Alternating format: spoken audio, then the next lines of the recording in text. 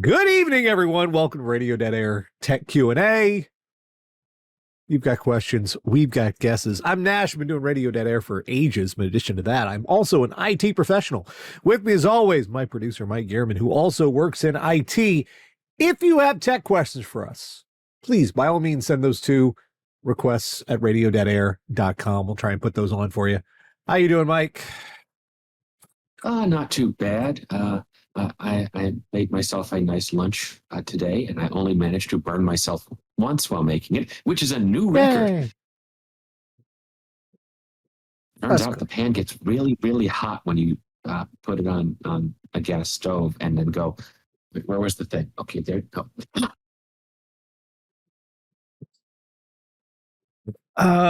So how it's been kind of a slow news week, which, I'll take that. Although we have let's see, I'm trying to find some stuff here, get it ready for later. See, I missed most of the news week because when I was at work, we're rolling out this new thing where we're upgrading everyone to Windows 11. And the easiest way we have to roll out everyone to Windows 11, you know what it is, Nash? What is that? They come by, we open up their computer, we take out their hard drive, and we put in a new hard drive that has Windows 11.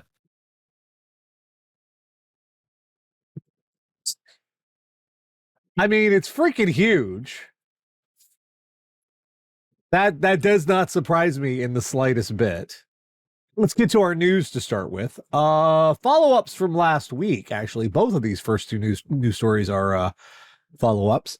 Last week we had the big story that by the way, while you're doing Windows 11, y'all, it comes with recall and Copilot already yanked out, I take it. Yes. Our image does not have those. So you're telling me, Mike, it's possible to ship Windows 11 without the AI stuff, is what you're telling me. Well, okay, so I wasn't involved in the image. I don't know if it started that way and we manually removed it and then propagated that image, or if we said to them, no, we can't have those. But you're telling me it's possible for Windows to function without those aspects. Absolutely. Oh, yeah. Well, and it's not in Notepad or. Not that I'm aware of.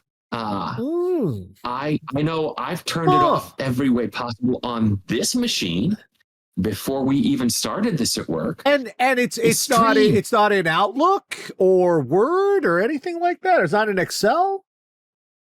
I don't use Outlook, so I don't know.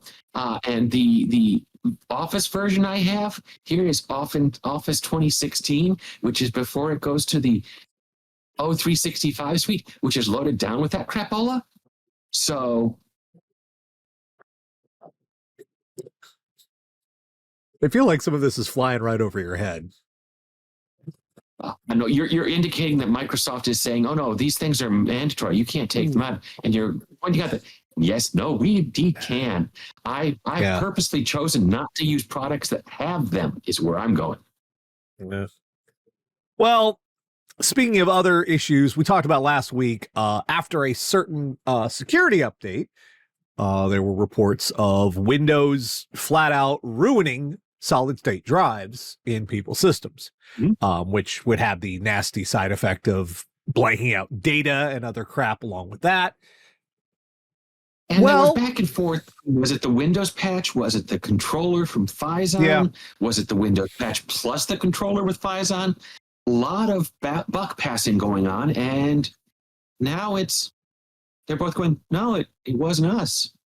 So this is incredibly frustrating because the response to this should be, this is weird. We're going to get to the bottom of this. We're going to come up with a solution and let you know why this is happening. The response should not be, no, I didn't do it. I didn't look here. I didn't do it. It's not my fault. Well, I didn't do it. That should not be your response. That's Microsoft's response. That's Microsoft. I further in the article, Phison is saying, hey, the only thing we can think of, because we haven't been able to recreate it, is we put heat sinks on all our stuff we test in house. Have you put heat sinks on your SSDs? And that could be a point. That could be a point. Oddly enough, but because let's face it, a big patch is going to heat up the SSD a little more than a small patch will, because it's doing a lot more writes. I'm not the kind of person who says if you look at like someone like Gamers Nexus, when they come across someone on Reddit or something talking about, look, I have this problem, and this is like a relatively small media outlet. What they'll do is they will reach out to the person who made the post. They will offer to purchase the hardware from them and get as much information as they can in order to replicate the problem and demonstrate. Yeah, if it's an interesting enough problem, if some guy's just going like, my computer crashed. Okay, but they are more than that. And we're not talking, this doesn't cost like thousands of dollars for them. This is like, depends on the hardware. It could be anywhere from, well, maybe thousands of dollars, because, if we're talking to 5090, it's ridiculous prices. But to be able to reach out to the affected users and say, hey, we will reimburse you for that hardware. Send us that hardware so we can figure out what the hell is going on. It would cost a company very little to do this, relatively. Especially a large company like Phison or Microsoft, and they could take the time to set aside, because this sounds like a very serious freaking issue. I was in the middle of them saying, doing the Shaggy what me thing. Jay's 2 Cents released another video saying, well, we've duplicated the issue here. This is a disappointing response from two very large companies. To be able to say, well, maybe you need a heat sink. No, go and find the affected hardware and do diagnostics on it.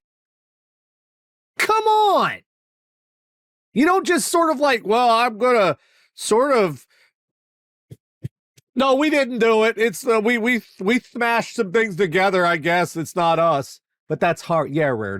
We are talking about a Microsoft that has laid off most of their QA people to the point where you are the QA now. You at home watching, if you're using a Windows operating system, you are the quality assurance testing. Good luck. Why they laid them off? Screw you. Basically, is the whole reason on that one. It's a frustrating response to me from a company that has the resources, especially at just seeing YouTubers who don't have millions of dollars, but they do have the inclination to look for the issues to actually provide information. Seeing them do better than something the size of frickin' Microsoft is very disheartening. It's no. What is wrong with you? Stop that. So anyway, I'd still recommend removing this update until other updates come down the line or we get more information about this, because I don't trust it. It's just saying we couldn't do it and providing nothing more, not going to, making a big, going to people and saying, hey, we fixed I'm displeased. Displeased. Who else is displeased? Intel's shareholders. They're hella pissed. They are hella pissed. So in case you haven't been following along at home, to sum up from last week to this week, under the Biden administration, America passed the CHIPS Act, which was an incentive to get companies like Intel and TSMC to bring microchip and semiconductor manufacturing to America. It was grants they could get to build new factories and new buildings and new foundation and new foundries here in the US to make, critical parts. And this is kind of a large issue because Taiwan is the primary distributor of the most high-end tech chips on the planet. And Taiwan and China, I don't know if you've heard this, they're not friendly right now. They have some issues. So spreading this out and diversifying where they're manufactured is kind of critical for, international security. I would say national security, but international security. So the CHIPS Act would provide grants to companies like Intel, and Intel got something in the order of $10 to $11 billion as part of the CHIPS Act. Then you get Trump in office, who is, I'm sorry if you don't want us to get political here, but he is an irrational child and did not like anything Biden did.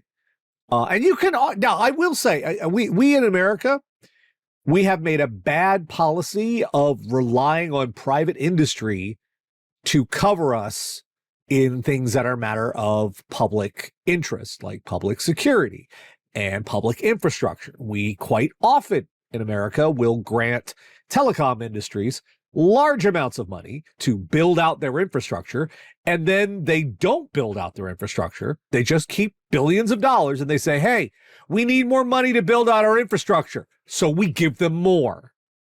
This has been demonstrable. This has happened multiple times. So just handing these companies money might not have been the best idea. But what Trump decided to do, and this is, no law was passed for this, no authorization from Congress or any other part of the government, unilaterally decided we are going to take that money that we gave Intel and turn it into a 10% equity stake in Intel. So now, as of right now, the United States of America somehow, whether this is legal or not, well, that doesn't really matter anymore now, does it? Somehow the United States of America now owns a 10% equity stock or equity stake in Intel. Well, and this is not like previous times where,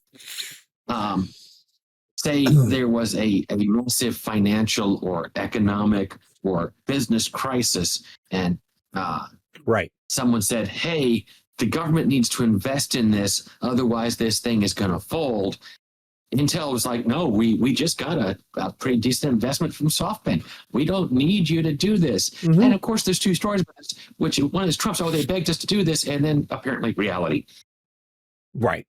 Like when it happened to GM Autos, they were about to collapse. GM Auto Company was going to freaking fold in on itself. And the Obama administration, they reached out. It was a bailout, but in exchange, GM paid us back. They paid the United States of America back for the money we gave them to not collapse in on themselves. And we had input in how they were not going to collapse in on themselves. This is simply, in this instance, is Trump going, mine, which is more or less what's just happened. Now, this is concerned the shareholders who are... It wouldn't surprise me if he thinks that it's his 10% too. Like it's not the government that has this, it's him personally. Now, this is concerned shareholders by the fact that it's one of them, James Ritchie, who's an investor in California, owns Intel shares, says, quote, it sets a bad precedent if the president can just take 10% of a company by threatening the CEO. Was the only shareholder, chief investment officer of Impact Capital, told Reuters she has more questions than confidence.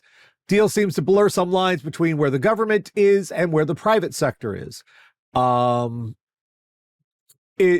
also went through and dictated that U.S. can vote as it wishes on issues because they own an equity stake. That means 10% means they can throw their weight around and maybe influence how company policy, company direction. And now there's still probably going to be a number of legal challenges against this, so it's not a done deal. Shareholders could challenge on this, saying, oh, this is going to dilute our value. People aren't going to want to invest in this because he did this, all sorts of things. And before we continue, actually, I should have done this at the beginning of this story, to say this. We are not financial advisors. This is not financial advice, okay? No. We're a tech show. We're talking about that. Yeah, well, this is... Yeah, now this is not a matter of, what we're saying is going forward, this could have a negative impact on Intel's policies and directions. And considering the hyper-reactive nature of American government right now and its interest in influencing not the outcome of what companies produce, but how they get there. Mostly, you're not the right color to be doing these things. How dare you? This could have a significantly deleterious effect on Intel because Intel needs all the breaks it can get right now. It needs the top talent. It needs the best engineers it can manage. It needs people who know what the heck they are doing, and it doesn't matter what they look like. It doesn't matter if they are men, women, black, white. It doesn't matter. They need the best. They are in a desperate situation. Yes, financially they are solvent, but in terms of being a leader, in terms of being ahead in the industry, they've lost significant market share. Their tech is behind. Their foundry, what could end up happening? Worst case scenario, Intel could still exist. The designers and the engineers, but the actual people who build semiconductors, Intel's foundry, that might cease to exist if it doesn't do well enough. That could just goodbye. Because if people aren't going to Intel Foundry and saying, we like how well your process works for our chips, we'd like you to make some. Like example, a few years back, TSMC and NVIDIA, when they were making, I forget which, was it the 30 series? I think it was the 30 series. NVIDIA decided they were going to take the business from TSMC to make the RTX 30 series, and they went to Samsung because Samsung had the price, they had the stuff, they could make it, and it was a little bit competitive. Wow. Of course, now Samsung has fallen behind, and now TSMC is the only game in town, which is a big problem. But in any event, this is why we have to have Intel's as a necessity, at least in our current system as it is, because we need their foundry to be competitive. We cannot put all our eggs in one basket, because then, especially if it's an egg that's sitting right next to a country that wants to smash it. So in any event, Intel's investors are upset, probably with good reason. This is going to be challenged, I feel sure. Again, I want to point out there is no legal mechanism by which our government did this.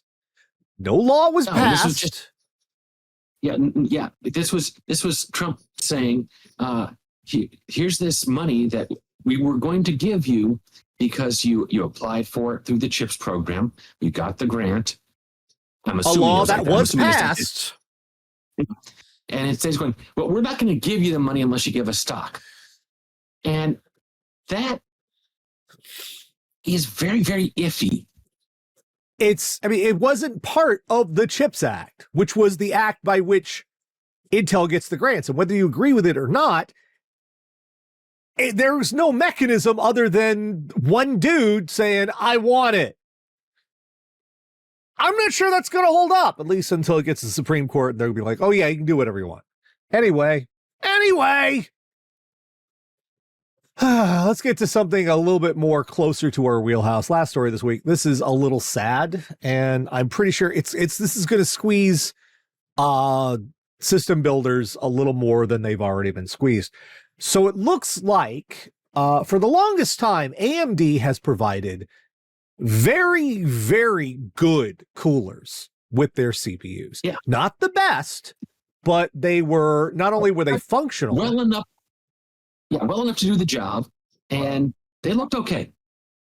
Yeah, I mean, if you, they provided, the units they provided were the Wraith Prism, the Wraith Spire, and the Wraith Stealth. The Wraith Stealth was for their absolute cheapest, low wattage parts, 92 millimeter fan, aluminum heatsink, no copper, and it worked. And it had, the fan was, it wasn't, Intel has been notorious with their coolers. Those things sound like helicopters. They sound like lawnmowers right next to you.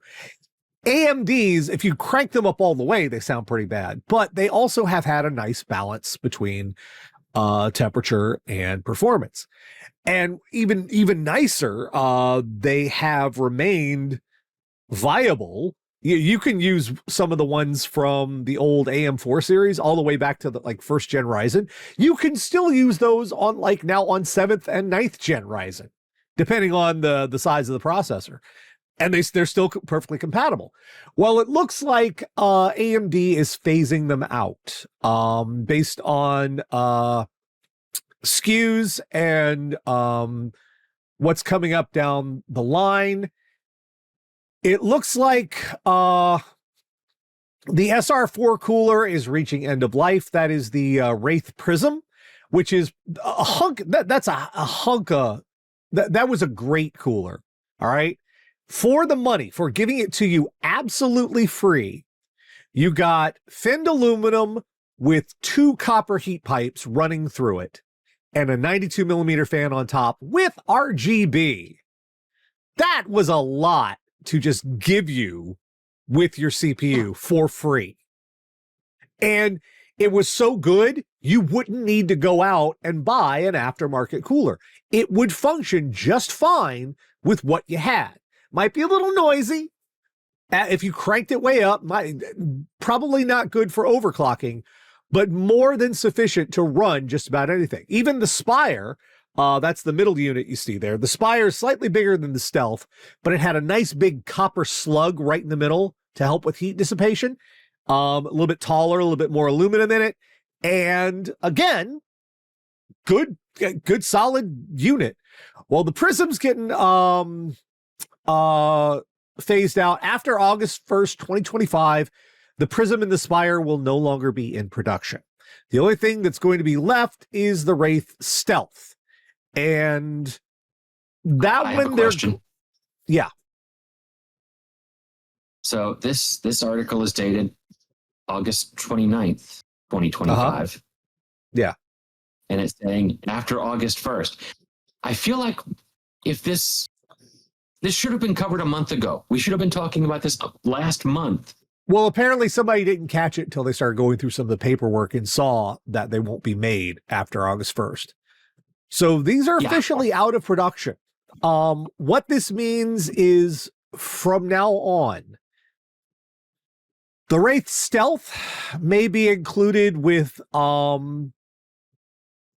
some of the lower end units, the 75 watts or less, the ones that don't use a lot of power, like say the 7600. The ones where a tiny little cooler like that may be sufficient. Probably with the 9600 you'll get it, but it's a terrible cooler. It is much louder because it has much less metal. It has much less mass. So that fan has to work a lot harder. So it's a much louder cooler. So that means that you get up to, say, the 9700, the 7700, presumably the 10700 when we get there, if that's what it's going to be called, are no longer going to have coolers included with them. And of course, the Ryzen 9 series hasn't had. I'm actually holding out for it to be called the 11700. The Ryzen 9 series, the 7900, the 9900, those have never included a cooler with them. Now the 700 series is not going to include a cooler with them. And the one that's going to be included, the lower one, is going to be so bad that you will have no choice but to buy an aftermarket one. That's essentially meaning that they're tacking on $20 to the price of all their CPUs. Even without actually doing it, the lower end models are getting a price increase de facto. Because while the Wraith Stealth will work, your computer will function. It will not overheat. But, my God, you will not be able to stand working with it. It just, the sound of it and the performance of it, it will just barely do the job. And keep in mind, modern CPUs have to, they clock themselves higher based on the overall temperature and the controls of the, how much heat the coolers can take off of it. If the cooler cannot properly dissipate enough heat, that will put a hard limit on your CPU. So it's effectively, you're getting a performance hit if you're using a cooler this bad. Now, if we're talking like the super low end ones that, you know, they don't really overclock too much anyway. If you want to limit it to a certain power level, that they'll be fine. But again, you're causing yourself a performance hit.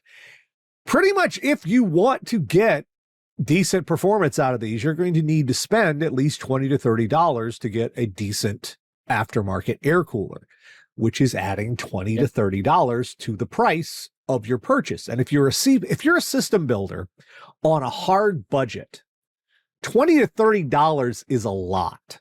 That is the difference between 256 gigabyte SSD and a 1 terabyte SSD. That's the difference between, even at the low end, that's a difference between 8 and 16 gigabytes. That's money that could go into another functional part of your system.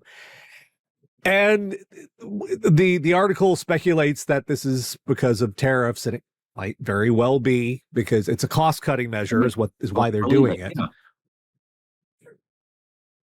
It's sad too, because you can't even, like, you can go back and find these units on eBay. I've got a couple of these lying around from when I've got some from the Phenom days. They still work well enough. I mean, I've got one that I use for when I was doing some system testing on the bench. I've got it's pretty much the older cooler is the Wraith Prism with the dual heat pipes and the fins. It just has a smaller fan on it. But the actual heat sink and pipes are the same. I use that for system testing. It'll keep a system cool enough to, you know, boot it up, make sure you get into the BIOS and whatnot. You can go and find them on eBay, and they're still perfectly viable in some circumstances. They cost like $20 or $30 on eBay, and you could just buy a better one aftermarket. So it's just a little frustrating. It's a little sad to see this go.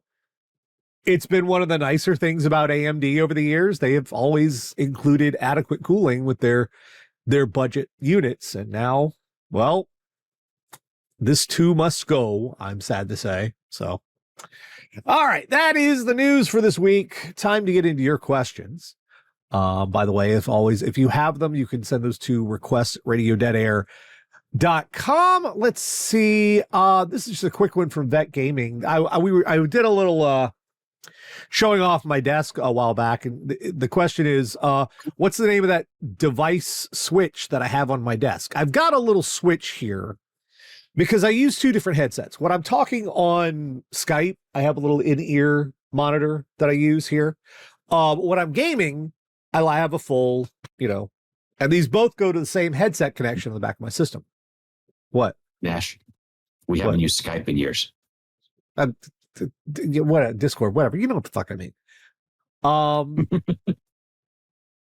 So when I need to be able to switch between them.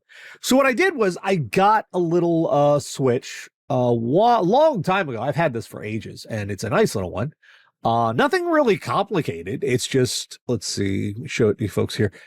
It's 10LA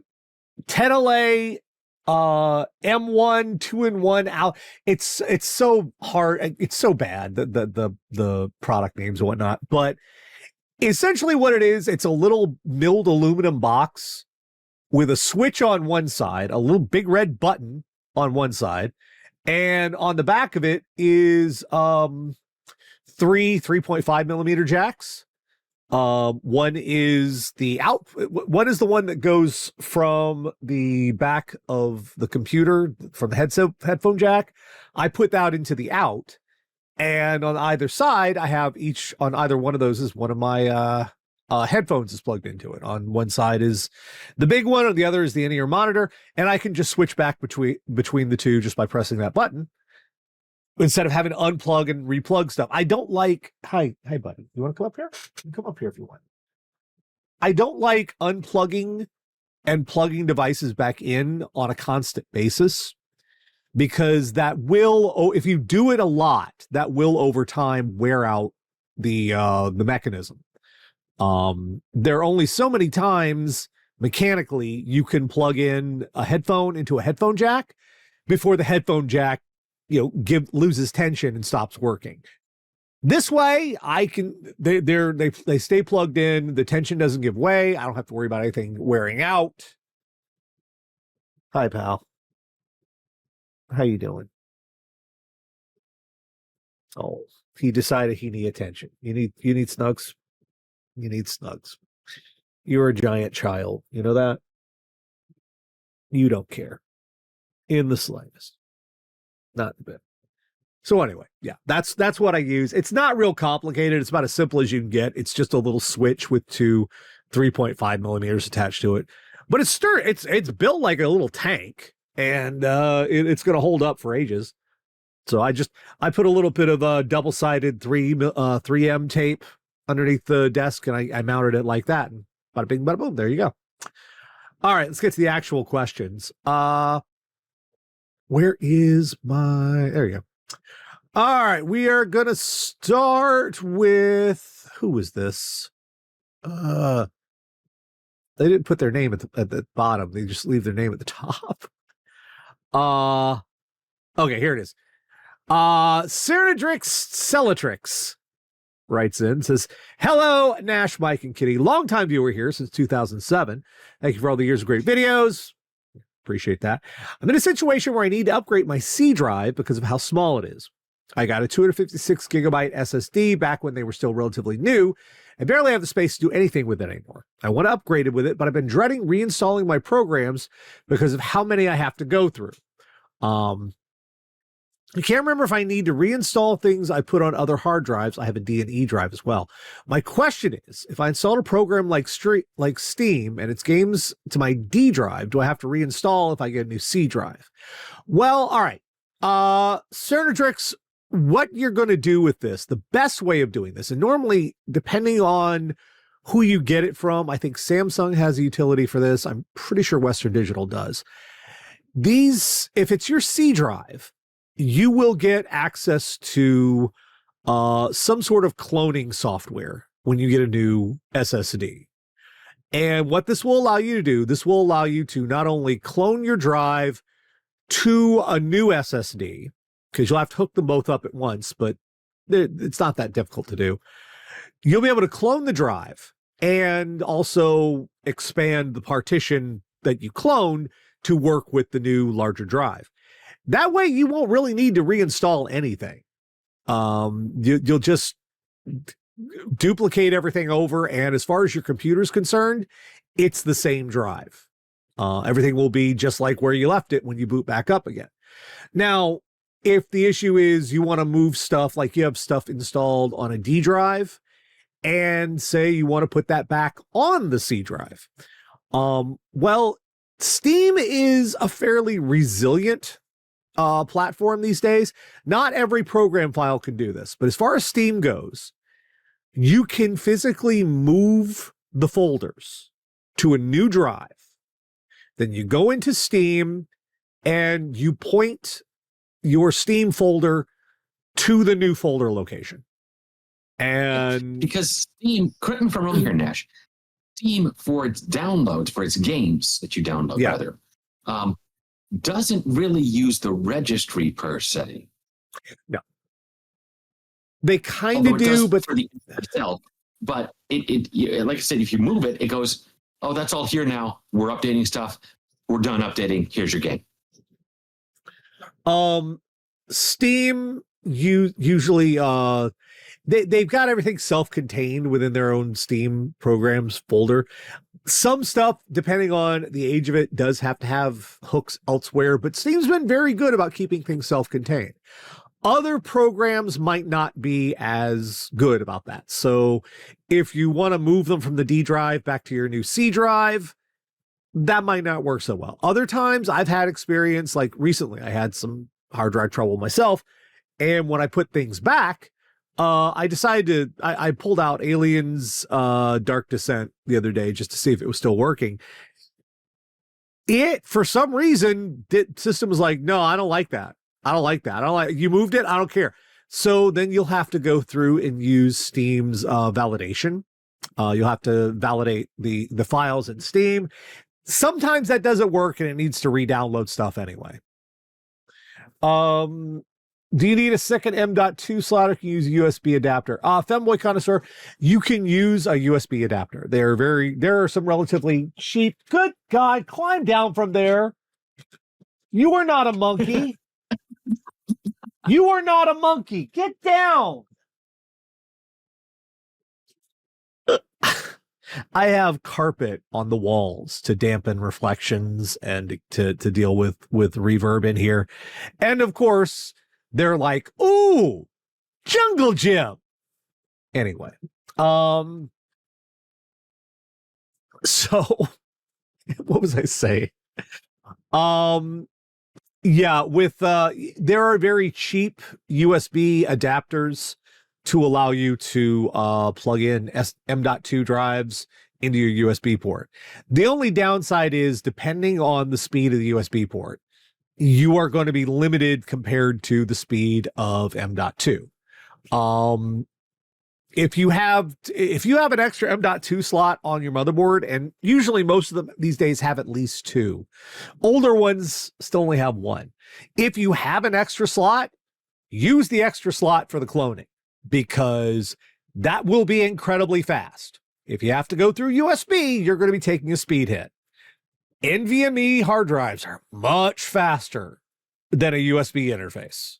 Much faster. So if you want to clone them, use the motherboard. Don't use external stuff. Just use the straight NVMe connector, because it's a better way of doing it. Okay. Let's see who is next. Diego. All right. Is there a way to have Windows automatically default to the fastest available refresh rate? Recently finally upgraded my Sony Bravia to a 4K TV, a Samsung S85F. One of the features is it has 120 hertz game mode.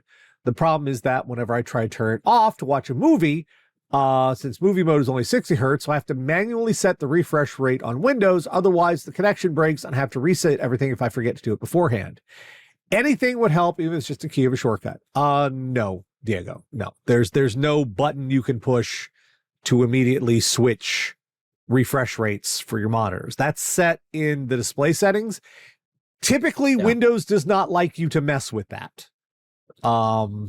Because maybe your video card has something with profiles where you can set up two different profiles and switch, but you check mine and it doesn't.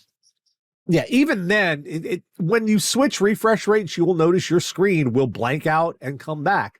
That's because the refresh rate changes the bandwidth going to the monitor. The faster the refresh rate, that means the more frames are being sent to the monitor. So 60 hertz refresh rate, effectively 60 frames per second. That's all the computer has to worry about sending over to the screen. When you bump it up to 120 hertz, that means the bandwidth of data that has to go down the line increases. It doubles, effectively. If you're keeping the same resolution but doubling the bandwidth, but doubling the refresh rate, you've doubled the amount of data being sent to that monitor. So it has to recalibrate, it has to reset itself. I mean, Drake, PowerShell script, potentially. I wouldn't know. Yeah, I honestly started Googling that, and yes, it is possible to do with PowerShell script, at least potentially. But it's not something I've done. It just looks like it could be done. Yeah, you can do a lot of stuff in Windows with PowerShell. Yeah, it's. I wouldn't advise. I know it's awkward, but I wouldn't advise. I wouldn't advise messing with it. Otherwise, I would.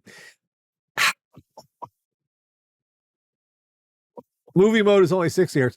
I mean, if you leave it, I don't understand. Like, my monitors are 144 hertz, and I play movies on them all the time, and they stay at the right frame rate. You don't have to. It might be the software that he's using that's going, no, we've got to change things. I've run into that plenty of times. Like, I'm going to give a business example. Citrix. Citrix does not like certain frame rates and certain refreshes. And it certainly doesn't like it if you have, but hang on. It certainly doesn't like it if you have multiple monitors with different, what's that magnification setting thing? Where you say this one's at this screen's at 100% scale. This thing is at 100%. This one's at 150%. Do you know what Citrix does if your primary monitor is a different scaling factor than your secondary monitor?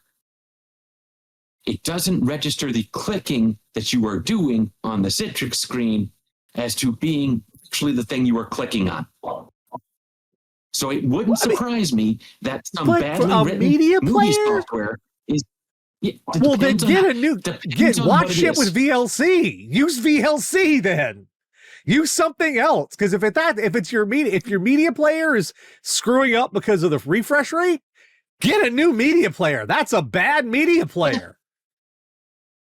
That's certainly worth a try. VLC. Plex.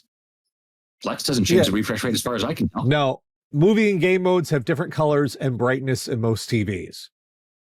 Well, okay, if it's doing more things than just changing the refresh rate, don't use that. Don't use that setting. Change the colors and brightness yourself. Don't use that setting on the TV. Don't do that. It's like the doc guy comes in and says, "Hey doc, it hurts when I do that." Don't do that. Because that's not advisable. Like, I know in the olden days, when you moved a TV up to 120 hertz, it would smooth the motion out, and you would have that motion smoothing, like you'd watch sports and you'd prefer it that way, but you try to watch a movie and everything would look weird and like soap opera, like it was done on a different, like an old analog VHS camera. Don't use that setting. Just set the refresh rate without setting that setting. The whole switching from game mode to movie mode seems like the problem here. I'd set it to 120 hertz and leave it. Because, like I said, I've got two monitors over here. This one's at 75 hertz. These are both at 144. They stay at 144. I watch movies on them, and I don't see any issues. It doesn't, because it doesn't do the motion smoothing to it. It's not part of the refresh rate. Just set the refresh rate. Don't use those movie and game modes. That's seems like your main problem here. Set the refresh rate to 120 and then don't mess with it. And for some reason, your movie playback software says, I have to be at 60 hertz. Get rid of it. That's bad software. Why would they do that? That's stupid. It's not Citrix. Citrix doesn't fix itself because there's no competition. That's why Citrix sucks. Oh, absolutely. I reported that problem to them like 5 years ago, and they still haven't done anything. Citrix doesn't have to fix itself. The problem comes up about once every 2 years, and all my coworkers go, I don't remember how to fix this, but I know Mike knows how to fix it. Yeah, Citrix, it's just, that. There are so many different media players. I doubt it's the media player. I really do. All right. Daryl's got the last one night. Actually, I think another one came in. I'll have to look. I am stuck using my laptop for a bit. I have multiple USB-C devices, particular 4K webcam, and a docking hub that has an HDMI port as part of it. My laptop only has a single USB-C port. Now, here's, I think, where we're coming into the problem here. I attempted to buy a hub that promised 10 gigabits per second data transfer that could be used for charging, but that didn't work for either device. Yeah. Looking further, it seems like many devices don't guarantee it can handle a video signal. They don't carry charge on their $50 plus. I also tried a standard USB 3.0 cable. That wasn't enough. Do I have any options for splitting a USB-C port into 2 or more ports that can handle video signals? All right. First of all, Daryl, it sounds like you're plugging a USB hub into a USB hub. Don't do that.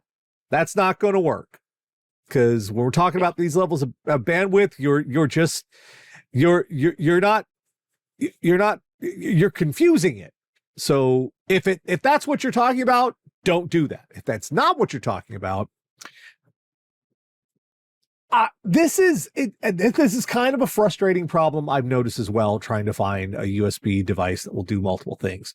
I did find one here from Anchor that looks like it's pretty good, but you'll notice it's got a USB-C connector, but then the only ports it has on it are USB-A. Even though those two of those USB-A ports is actually rated for USB 3.2. So that one technically is a 3.2 port. The thing here is, we've mentioned this before, USB-C is not a bandwidth standard. It's a form factor. It's a form factor. It's not a standard, it's a form factor. Standards are USB 3, 3.1, 3.2, USB 4, Thunderbolt, but the USB-C, that's a connector type.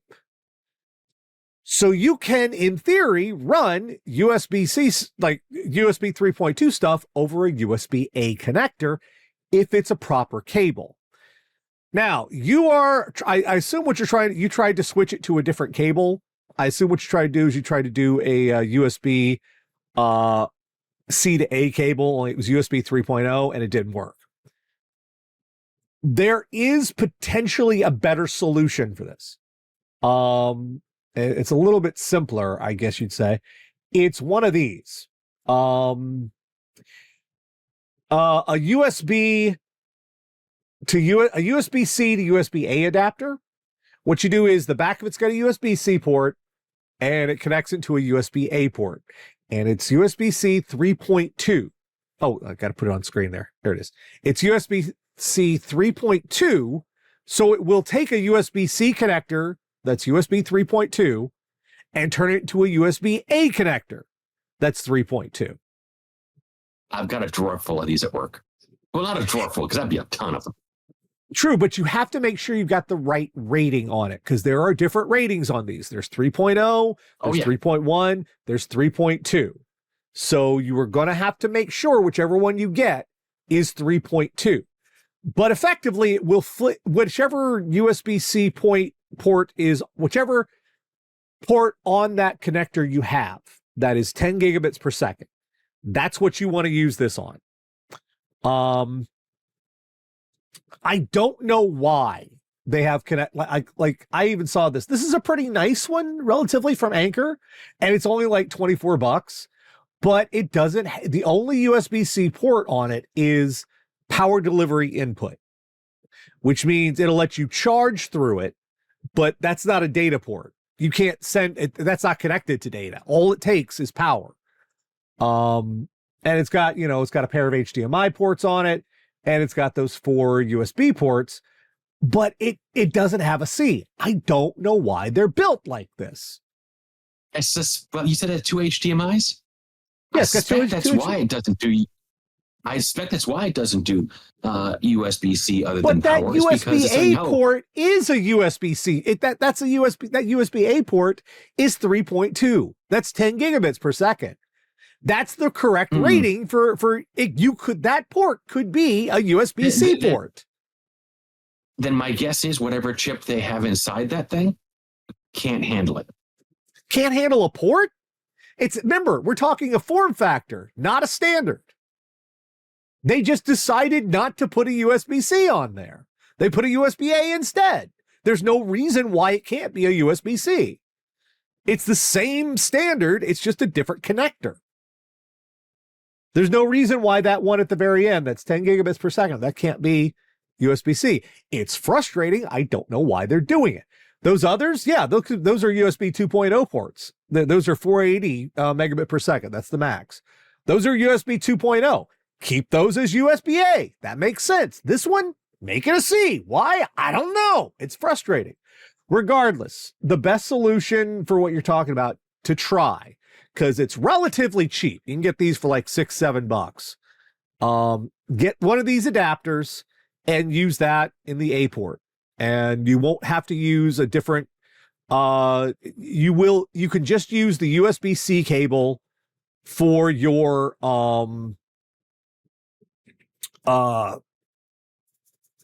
you just use the USB-C cable for that port. You won't have to use an adapter cable that's at a lower standard.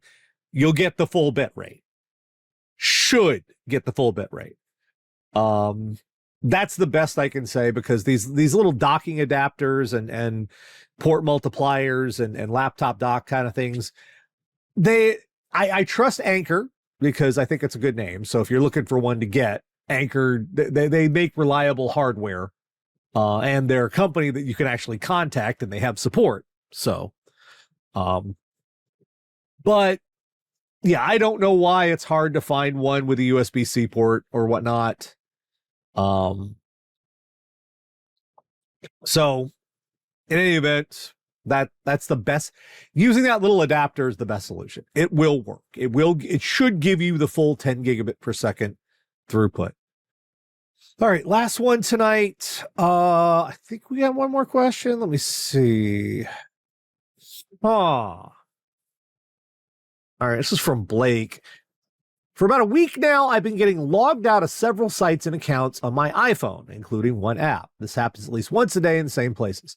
Other apps and logins seem untouched. I've changed my passwords. The accounts use different emails, so I doubt it's a hack. These same logins on my laptop are unaffected. What's my phone doing? Is there a way to get it to stop? Okay. You'll have to get back to us because it's probably something up with that one app, and you'll have to tell us what that app is. You figured it out. Well, You cache it. This person did mention in the channel, say they think they figured it out. Do my cache and cookies need clearing? I feel dumb. And it's possible that's what it is. It could just be some bad cache going on in there. I've seen this plenty of times at work where someone goes, this site used to work and it doesn't work now. And I clear the cache and suddenly everything's working again. Yeah, that might be it. So I would certainly give that a try. Okay. All right. I think that's going to do it for us for this week. If you've got